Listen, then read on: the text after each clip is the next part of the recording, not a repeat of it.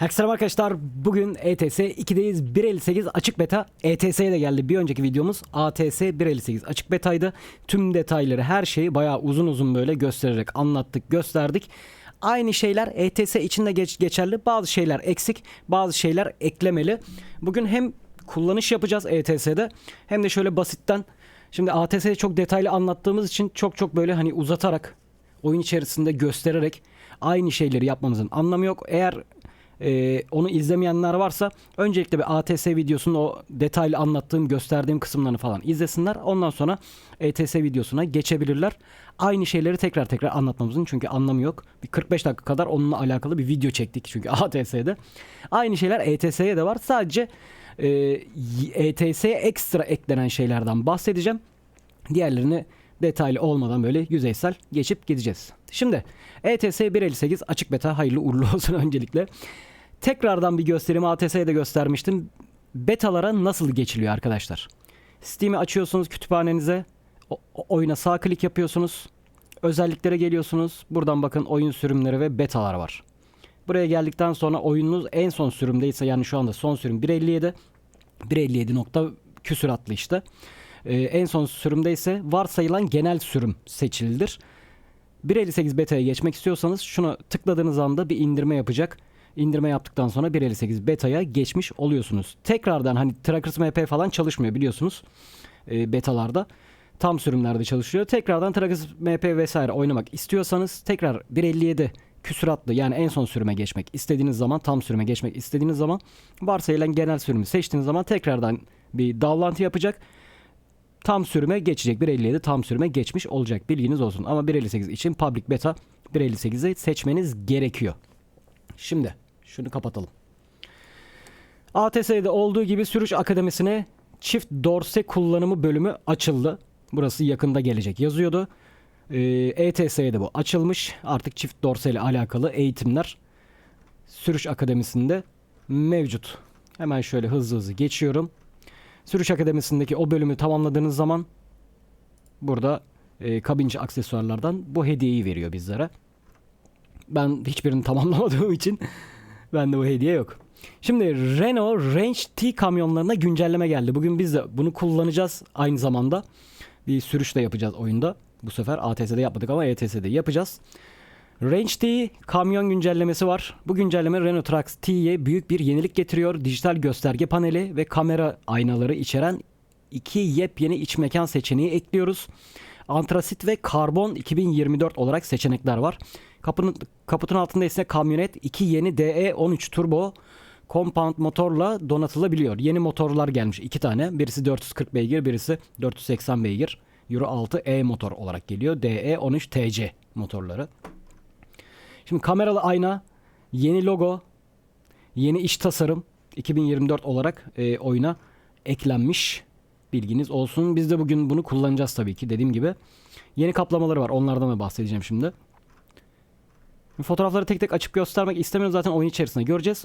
Aracın içi artık bu şekilde. Bunu tabii ki seçmeniz gerekiyor. Eski görseli de var ama bunu aracı yapılandırırken seçmeniz gerekiyor ki bu görsel gelsin. Bu yeni ekran kadranlar, gösterge panelleri, işte yeni direksiyon, logo ve kameralı ayna gelsin. Eski modellerde kameralı ayna seçeneği gelmiyor.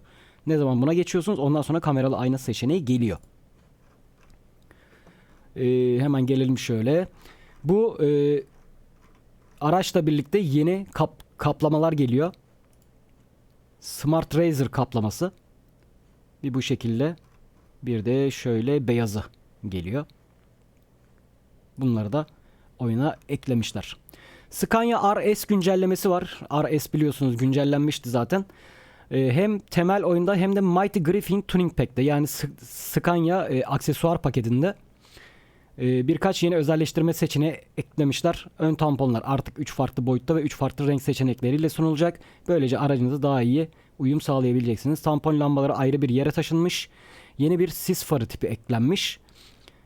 Yani sis farı tipi ekleniyor da oyunda sis farı yok ki. Yani sis farını aktif etme, kapatma, deaktif etme falan. Hani bunu ayrı olarak kullanamıyoruz. Yani bunu koysanız ne olur, koymasanız ne olur. Sadece görsellikten başka bir şey değil. Yani oyunda sis olayı var ama sis farları çalışmıyor. Saçma sapan bir şey. Yani çalışmıyor derken kontrol edemiyorsunuz. Yani hiçbir amacı yok görselin. Burada görsellerini sunmuşlar. Bunları kullanacağız bu arada. Scania'yı da kullanacağız. Yeni bir model daha var. Şimdi onu da göstereceğim zaten. Tampon seçenekleri falan filan değişmiş işte. Mighty Griffin'e yeni eklemeler yapılmış. Bunun da ötesinde V8 için özel bir versiyon da dahil olmak üzere yeni tavan lambaları ve yeni ön orta lambalar eklenerek görünüm tamamlanmış Scania R ve S'inizi daha da benzersiz hale getirmenin keyfini çıkarmanızı umuyoruz demiş. Şimdi 1.58 beta güncellemesine birden fazla video çekeceğiz. O yüzden hepsini tek videoda böyle kullanamayacağımıza göre bugün Range D'yi kullanacağız ama daha sonra Scania ve Iveco SV güncellemesi var. Bunu da kullanacağız. Iveco SV'de 6x2 güncellemesi gelmiş. SV'yi yönlendirilebilir ve kaldırılabilir orta aksa sahip yepyeni 6x2 şasi ile genişletiyoruz. Bu eklemenin yanı sıra tüm kamyon modeli genel hata düzeltmeleri ve optimizasyonlar aldı. Kamyon sürücülerinin güzel SV'lerini yapılandırırken daha fazla esnekliğe sahip olmaktan memnun kalacaklarını umuyoruz demiş. Kontrol edilebilir aks gelmiş işte 6x2 oyuna eklenmiş. Harita değişiklikleri yapılıyor. Biliyorsunuz oyuna otobüs DLC'si gelecek. Bununla alakalı Koç DLC'sinin uygulanmasına hazırlanırken otobüsleri ve otobüs terminallerini yerleştirmek için haritada da çeşitli düzenlemeler yapmamız gerekiyor. Bu güncellemede yeni tabelalar veya yol işaretleri gibi daha küçük değişikliklerin yanı sıra daha büyük değişiklikler de fark edebilirsiniz. Bunlar arasında seçili şehirlerde daha büyük otobüs terminalleri ve istasyonları içeren yeni eklenen alanlarda yer alıyor. Şöyle gördüğünüz gibi küçük terminaller, otobüslerin park ettiği yerler. Buraya mesela büyük bir terminal eklenmiş. Şehirlerde artık yavaş yavaş otobüs DLC'sine hazırlık yapmaya başlamışlar. Burada mesela neresi var terminal? Burada ben bir terminal görmüyorum ama şehirdeki bir bölgeyle alakalı değişiklik yapılmış belli ki. Ama ne olduğunu ben şu an fark etmiyorum. Yani ne gibi bir değişiklik yapmış. Hani bir görsel net bir değişiklik yok. Şehrin içerisinde belki bir değişiklik yapmış olabilirler. Onu gösteriyor olabilirler. Tam emin değilim bunda. Araç davranış fiziği güncellemesi. Bunu zaten ATS'de bahsetmiştik. Yakında gelecek olan işte Road Trip ATS'ye ve ETS'de Coach gibi yeni araç tiplerinin gelmesi. Bununla alakalı oyunun hem fiziği hem de işte bu akslarla alakalı, lastiklerle alakalı kamber kaster olayları. Bunu ATS'de bahsetmiştim. Detaylı bir şekilde. Göstermiştik de bazı şeyleri oyun içerisinde. Hem bunlar ETS'ye de gelmiş hem de aynı şekilde gaz kelebeği demiştim. Bunu ATS'ye de klavyede göstermiştim özellikle. Önceden gaza bastığınız zaman gaz tepkisi bir anda yükseliyor. Gazdan çektiğiniz anda hemen tak diye düşüyordu. Bunu artık gerçekçi yapmışlar. Gaza bastığınız zaman yavaştan devir saatiniz yükseliyor. Gazı bıraktığınız zaman normal yavaş yavaş artık aşağı düşüyor. Gaz kelebeği ve tork motor haritası da doğru şekilde hesaplanıyor şeklinde bunun da bilgilendirmesi var. Şimdi otobüslerden de küçük böyle görseller de sunmuşlar bu arada. Scania da gelecek oyuna biliyorsunuz. Dönüş açılarını, kamber kaster açılarını, ayarlarını vesaire daha detaylı, düzenli bir şekilde yapmışlar artık. Bu da önümüzde gelecek olan şeylerle alakalı. Bakın burada da aynı şekilde. Lyons Coach gelecek. Lyons Coach'un görselini koymuşlar. Klavye kullanıcıları için bunu da yine ATS'de bahsetmiştim. Denemiştik hatta. Çift dokunuşlu gaz kontrol sistemi. Yani W'ye bir kere basma ve W'ye iki kere arka arkaya basmada gaz tepkisi ona göre uygulanacak. Bunu denemiştik. Bunu ayarlardan tabii aktif etmeniz gerekiyor. Unutmayın. Eğitim içeriği yeniden tasarlandı. Bunu ATS'ye çok detaylı gösterdim. Şu anda gördüğünüz gibi dur hatta şöyle yapalım. Kamerayı şöyle kaldırayım yukarıya doğru. Bunu ATS'ye de gösterdim. Artık ETS'ye de ATS'ye de hem navigasyon hem de şurada gördüğünüz gibi widgetlar bölümü özelleştirilebiliyor. Daha farklı görseller, arka planın opaklaşması, şeffaf hale gelmesi vesaire. Bunlar oyuna detaylı bir şekilde eklendi. ATS'de çok detaylı gösterdim. Dediğim gibi izlemeyenler varsa muhakkak izlesinler. ETS'de tekrar bunları detaylıca göstermeyeceğim çünkü. Aynı şeyleri göstermemizin anlamı yok. Sürüş de yapacağız. Oyun içerisindeki yazılar, işte kırmızı ışık ihlali, ne bileyim dorseyi bırakmak için T'ye bas, ne bileyim garaja girmek için Enter'a bas vesaire, bu gibi uyarıların hepsi artık bu şekilde daha böyle değiştirilmiş, komple artık yıllar sonra, 2012'den sonra değiştirilmiş şekilde karşımıza çıkıyor olacak. Widget'lar bölümü, widget'ları aktif etmeye vesaireye bakın burada. ATS'de göstermiştim, yine tekrarlıyorum.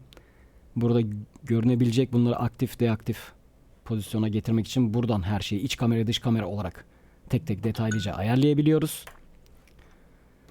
Hızlı bilgi ekranı yine burada.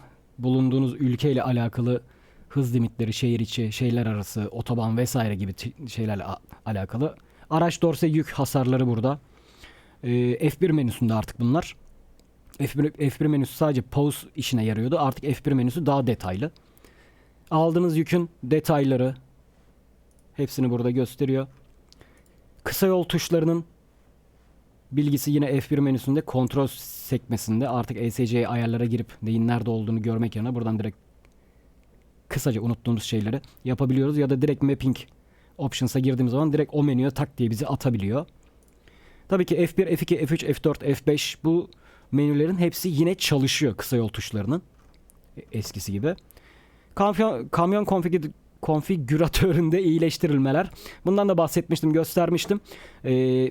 Servis modundayken dorse'de, araçta kısa yol tuşları eklenmiş. Kamerayı işte C'den değiştiriyorsunuz. Eğilme CTRL ile zaten yapılıyordu. Aydınlatmaları şuradan tuşlar vardı. Dorse takmayı falan burada tuşlar vardı. Bunları tek tek basarak yapıyorduk. Artık bunları kısa yol tuşuna getirmişler. Aydınlatmalar L, işte dorseyi takma, aracı yapılandırırken dorsesini takma T, dorseyi yapılandırırken kafayı takma T gibi. Ya da tam ekrana geçmek için F'ye basıyorsunuz falan filan. Böyle çok da önemli olmayan bir şey. Bunu da oyuna yenilik olarak eklemişler. Yönetim ekranında iyileştirmeler, şoförler, garajlarla alakalı. Bu arada garaj güncellemesi sadece ATS'ye geldi. ETS'ye yeni garajlar eklememişler. Bundan bahsetmiştim, inşallah eklerler diye, ama ETS'ye yeni garajlar gelmemiş. Hala eski garajlardan devam ediyor oyun.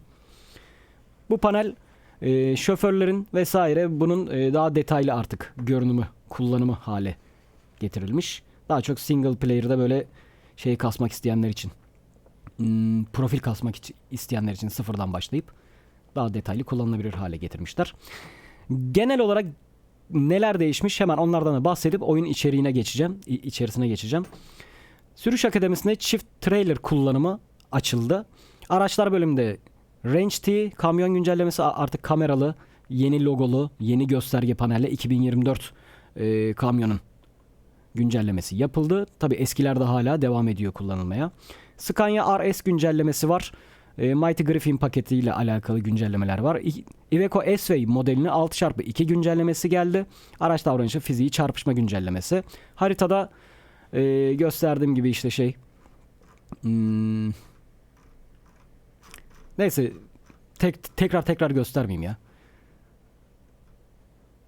Antrenörler için hazırlıklarda harita değişiklikleri, işte otobüs güncellemesiyle yani otobüs DLC'siyle alakalı değişiklikler yapılmaya başlanmış. Hem büyük hem küçük değişiklikler. Eğitim içeriği yeniden tasarlandı. Rota danışma yeniden tasarlandı. Hızlı bilgi özelliği, kamyon konfigüratöründe iyileştirilmeler, yönetim ekranı iyileştirilmeleri. Bunun beta olduğunu unutmayın diyor. Hatalar, sıkıntılar, problemler, oyunda atmalar, bunlar olabilir. Beta olduğunu unutmayın ama tam sürümde bunların hepsi toparlanacaktır diye bilgisini de veriyor bizlere. Şimdi buradan çıkıp oyunumuza artık geçebiliriz. Aracı ben yapılandırdım. Hemen şöyle de hatta sür diyelim. Yeni Range T ile birlikteyiz arkadaşlar. Bugün kameramızı böyle kullanalım. Şuradaki panelleri de açık, normal açık kullanmam ben bunları, ama bugün en azından böyle görme açısından kullanalım istiyorum. Yeni Range T, şöyle gördüğünüz gibi logosu artık Renault'un yeni logosu. Benim arabamdaki hala eski logo. Hala Megane'lara yeni logo koymadılar maalesef. Benim logom hala eski logo. Kocaman Renault logosu. Ve kameralı ayna. Şimdi onu da şöyle göstereyim bu arada.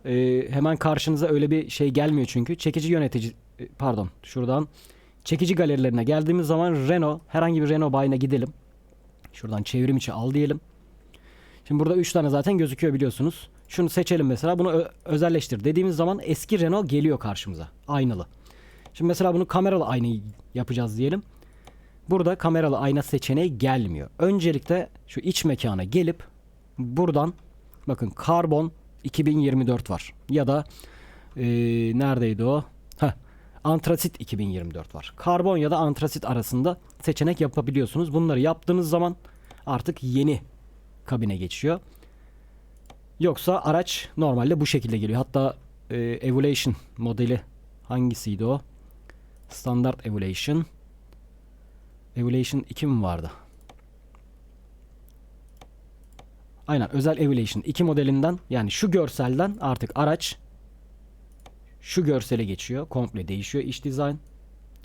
Buna geçtiğiniz zaman buradan artık kameralı ayna seçeneği buraya geliyor. Benim kameramın altında kalıyor tabii ki. Şuradaki ayna seçeneklerinin en altına kamera diye geliyor. Bakın buradan şu pozisyondan aynalar kameralı ayna moduna geçiyor. İçeriye tablet ekranlar geliyor artık. Bunları buradan yapılandırmanız gerekiyor. Aracın ön panelini yapılandırırken de yine aynı şekilde, neredeydi o?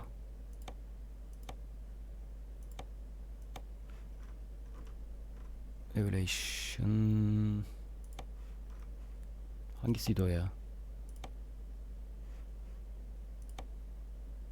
Şuradaki Plastik Evolution Plastik 2024 mesela. Bunu seçtiğimiz zaman direkt logo, artık yeni logo geliyor. Ya da Smart Razor var. Bunu seçebiliyorsunuz. Zaten görsellerinde anlıyorsunuz yeninin olduğunu. 2024 yazıyorsa zaten yeni logoludur. Buradan değişikliklerinizi yapılandırabiliyorsunuz. Renklerde de aynı, boyalarda da aynı şekilde iki tane Range D'nin. Şu vardı zaten. Smart Razor beyaz ve Smart Razor bizim kullandığımız şu turuncu, metalik turuncu eklenmiş. Bunları seçebiliyorsunuz. Çıkalım.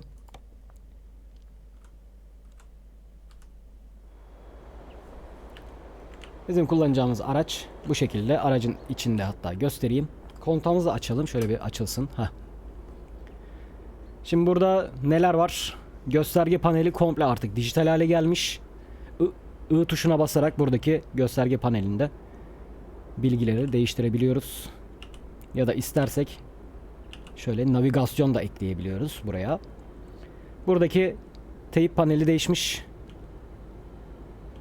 Navigasyonu da tabii şöyle yapabiliyoruz. Teyip panelinde eğlence menüsüne tuş atamadıysanız onu atayın. Atadıysanız eğlence panelinin tuşunu da buradan navigasyon, kapalı hal ya da bu şekilde bilgi ekranına getirebilirsiniz. Haberiniz olsun. Akslara dokunduk yanlışlıkla. Kameralı aynalar burada. Böyle görebilirsiniz. Motor sesi değişik tabii ki. Yeni motor ekledik. Direksiyonumuz bu şekilde. Şöyle görebilirsiniz bunu da. Şimdi F1 menüsüne geldiğim zaman ATS'de göstermiştik zaten. Yük detayları burada. Bulunduğumuz şehir Finlandiya. Finlandiya'nın şehir içi, şehirler arası, bölünmüş yol, otoyol, zorunlu farlar bölümü var mesela. Ülkenin zorunlu kılınan şeyleri. İşte hasarla alakalı araç hasarı, dorse hasarı, yük hasarı, bunları gösteriyor. Kontroller menüsü yine burada. Fotoğraf modu, servis, araç ayarları ve widget options. İşte aynaları aktif etmek için vesaire buradan yapabiliyoruz. Sol ayna, sağ ayna devamlı aktif olacak şekilde ya da iç kabinde gözüksün, dışta gözükmesin, dışta gözüksün, içte gözükmesin şeklinde. Ben bunları kullanmadığım için direkt kapatıyorum. Takometre aynı şekilde gördüğünüz gibi benim kameramın altında. Araç içinde, dışında ya da hep gözüksün. Bunu açabiliyorsunuz. Otomatik park etmeyi buradan ayarlayabiliyorsunuz. Bu widgetların ve navigasyon göstergesinin arka planını şeffaf hale getirmeyi buradan yapabiliyorsunuz. Ya da widgetları gizli tut deyip buradan yapabiliyorsunuz. Bunun zaten kısa yolu F3 tuşu biliyorsunuz. F3'ten açıp kapatabiliyorsunuz da. Bunları da buradan kontrol etmiş oluyoruz. Şurada yukarıda gördüğünüz gibi dinlemek için belirtilen tuşa basın diyor mesela. Bu zaten vardı. Sadece görselleri değişmiş. Daha yeni, daha modern bir görsel hale getirilmiş artık. Aracımızı çalıştıralım. Bir sesini de duyalım. Yeni motorun. Evet, yeni motor sesimiz de bu. Sağ camı da açalım. Evet, gaz tepkisi artık bu şekilde. Gazı bıraktığınız anda hemen direkt gösterge aşağı düşmeyecek. Daha yavaş yavaş. Gerçekçi.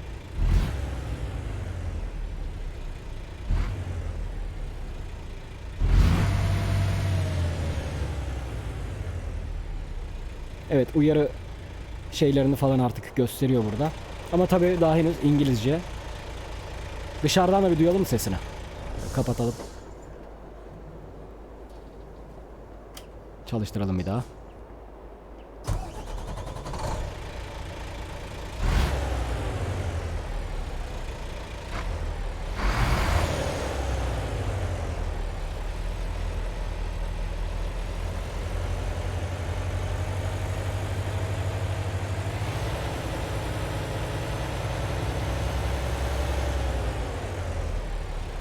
Evet. Şimdi yalnız kornalar sıkıntılı. Bu havalı kornası zaten. Yukarıya takmıştık. Renault'un havalı kornası bu. Ama oyunun kendi kornası. Eski kornayı kullanmışlar bak. Bunu tam sürümde güncelleyin abi. Böyle korna konur mu artık ya bu araca? Bu ne abi? 2012'de oyuna koydukları kornayı bu araca da eklemişler. Bunu inşallah güncellerler. Daha önceden de bir araçta olmuştu. Yeni gelen bir araçta. Eski kornayı koymuşlardı ama tam sürümde onu güncellemişlerdi. Şimdi neredeyiz? Abi tabii ki yeni harita DLC'sinden devam ediyoruz. Ama kısa bir rota seçtim. Şurada gitmediğimiz bir yol vardı. Şu ara yol. Şurası E8 yolu. Karesuando'dan başlayıp şu ara yolu gitmeyi planlıyorum. Tromso'ya kadar yükümüz var ama yani buraya kadar gitmeyiz. Zaten bu yolu kullandık. Tromso şehrini keşfetmiştik. Şuradaki yol ayrımına kadar gidebiliriz. Sıkıntı yok. Ama en azından bu ara yolda böyle kısaca kullanmış oluruz. Normal bir videoda çeksem çok kısa gelir. Ama bu zaten böyle bir ön anlatımlı falan bir video olduğu için rahat bir şekilde gideriz diye düşünüyorum. Şimdi arkamıza yaslandık. Yolumuza çıkalım.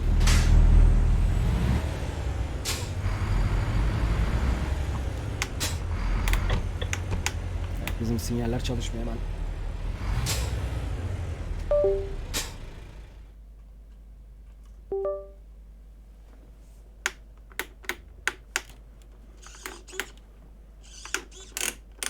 Tamamdır.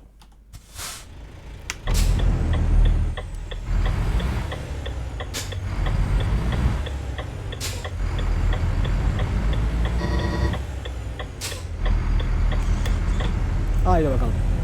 Yola devam. Yeni aracımızla ilk kullanış.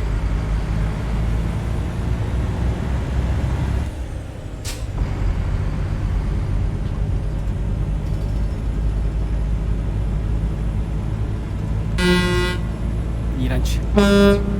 Normal havalı kornayı kullanalım biz en iyisi.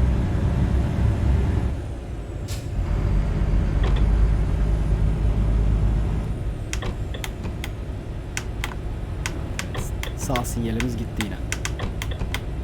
Şunların bir yenisi gelemedi ya.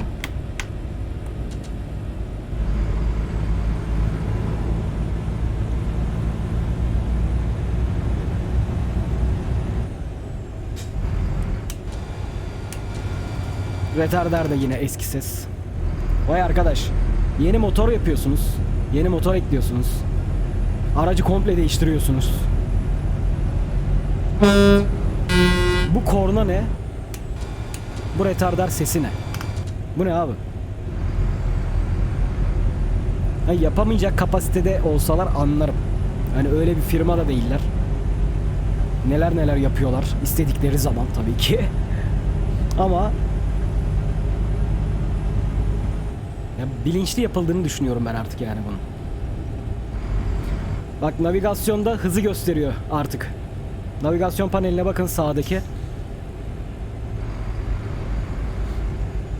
Artık navigasyonda hızı da gösteriyor. Yani önceden orada gösteriyordu ama çok küçük üstünde gösteriyordu. Orada bir sürü bilgi yazıyordu. Şimdi artık dijital olarak navigasyona gösteriyor. Hani gerçekte de aracı CarPlay'e bağlarsınız ya da telefonunuzda işte şeyi açarsınız, navigasyonu açarsınız. Orada navigasyon üstünden gittiğiniz hızı gösterir ya, aynısını buna da eklemişler. Bu güzel. Gerekli olan diğer bilgiler de navigasyonun altında. Hani kaç kilometre kaldığı, süre vesaire bunları gösteriyor.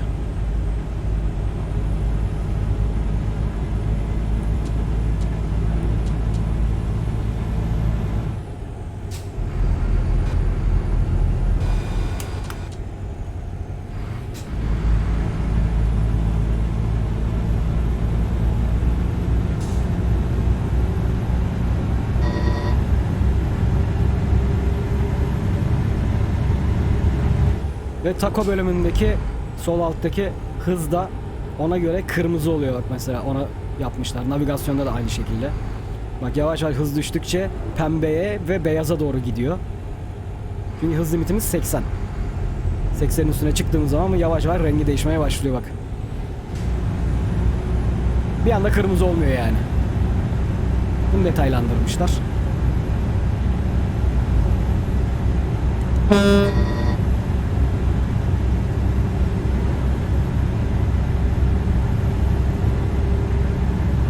Widget'larda işte şerit takip asistanının aktif olduğunu gösteriyor. Retarder çektik. Retarder ikinci kademe, üçüncü kademe, dördüncü kademe. Zaten 4 kademe Renault'da. Widget'larda onu gösteriyor kısa yolda.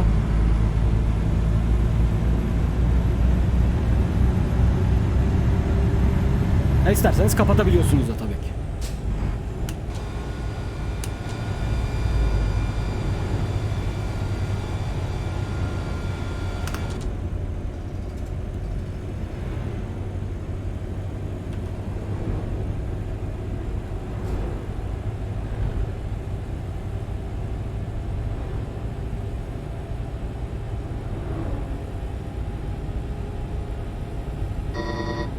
Evet, şerit takibi aktif ettim bak.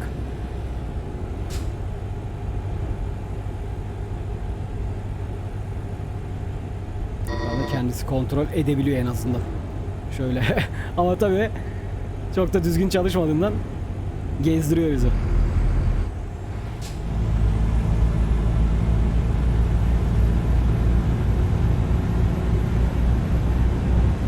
Uzun zamandır hep karlı havada oynuyorduk. Şimdi tabii 1.58 güncellemesi geldiği için kar modu bilmiyorum çalışır mı çalışmaz mı. Deneriz sonrasında ama uzun zamandır hep karlı böyle günlük güneşlik havada bir garip geldi gözüme.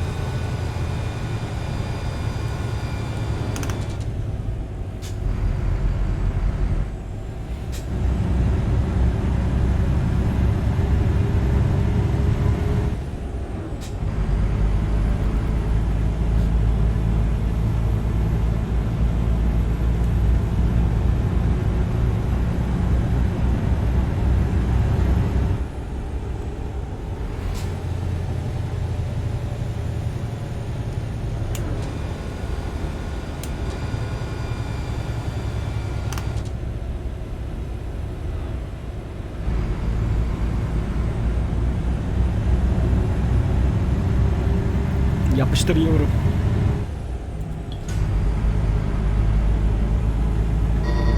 Hop, şerit dışı.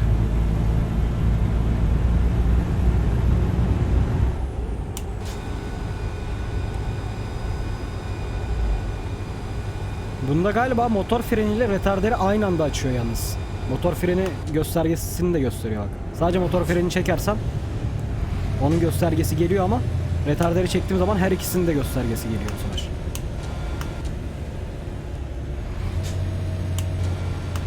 İlginç.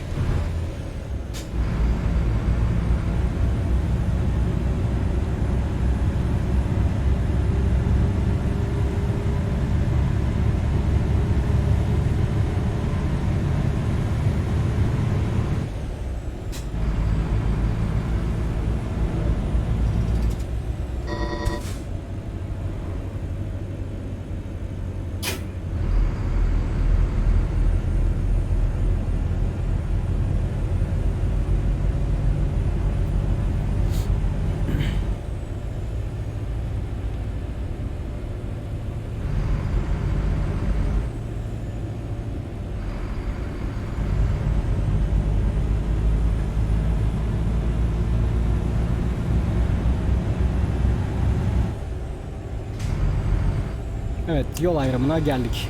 Böyle kısa da bir sürüş yapmış olalım.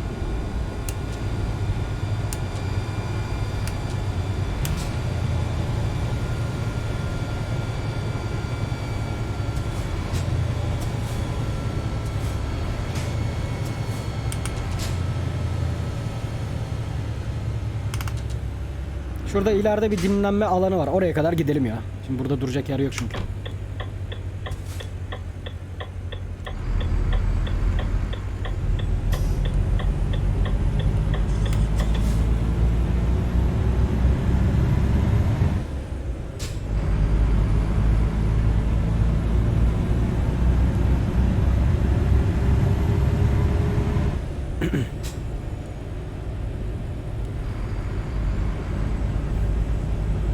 Yalnız yani dedim ya, hep karlı havada oynuyoruz. Görseller bir garip geldi gözüme. Uzun zamandır hep karlı hava derken gerçekten bir garip geldi oyunun görselleri. Küçük bir dinlenme alanı var gördüğüm kadarıyla. Dayı geçemeyeceğine niye çıkıyorsun?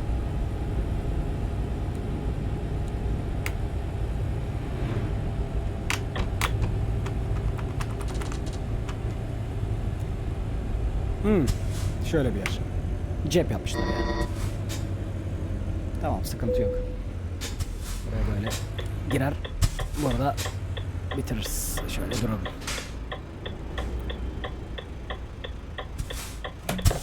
Bu arada oyuna yokuş kalkış desteği de eklenmişti. Onu hazır aklımızdayken aktif edelim. Hem yerini sizler de görün.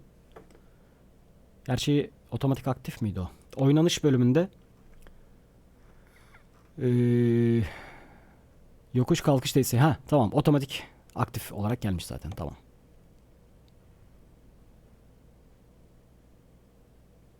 Yokuş kalkış desteği ATS'ye de gelmişti. Bunda da var. Akıllı gaz kontrolü, o bahsettiğim şey, klavyeden oynayanlar için bunu işaretlemeyi unutmasınlar. W'ye çift tıkladığınız zaman vites düşürüp devri yükselterek gidiyor. Bir kere basılı tuttuğunuz zaman normal seyrinde hani aracı hızlandırıyor. Bunu işaretlemeyi unutmayın klavyeden oynayanlar için.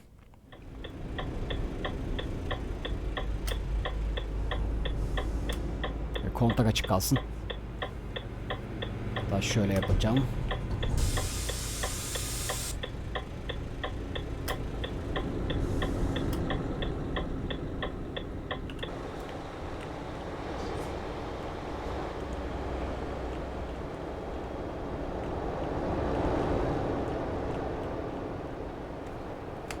Evet arkadaşlar, 1.58 beta sürüm güncellemesi hayırlı uğurlu olsun. Birazcık sesini kısayım. Videonun başında da gösterdiğim gibi sizler de 1.58 beta istediğiniz gibi geçebilirsiniz. Ya da istiyorsanız 1.58 betayı kullandıktan sonra tekrardan hani tam sürüme 1.57'ye dönmek için Trackers MP için falan diye söyleyeyim. Ya da çalışmayan modlarınız varsa onlarla oynamak istediğinizde tekrardan 1.57'ye dönebilirsiniz. Videonun başında bunları gösterdim. Oradan bakarak bilmeyen arkadaşlarımız yapabilirler. Daha detaylı 1.58 beta yenilik bilgileri için bir önceki ATS videomuzu izlerseniz orada daha detaylı anlattım. ETS ile birebir aynı olan şeyleri tekrardan bu videoda anlatmak istemedim o yüzden. Çünkü o video 45 dakika sürdü. Bunda da aynı şeyleri anlatırsam bir 45 dakika daha sürerdi. Böyle bir sürüş yapamazdık. Bu araç için ayrı bir sürüş videosu çekmemiz gerekirdi falan. Bir de aynı şeyleri anlatmamızın da hiçbir mantığı yok. Yani onu kopyalayıp yeni bir videoya yapıştırsam aynı şey olurdu. Ne gerek var yani? Bilmek isteyenler, izlemek isteyenler varsa o videodan da izleyebilirler. Bilginiz olsun.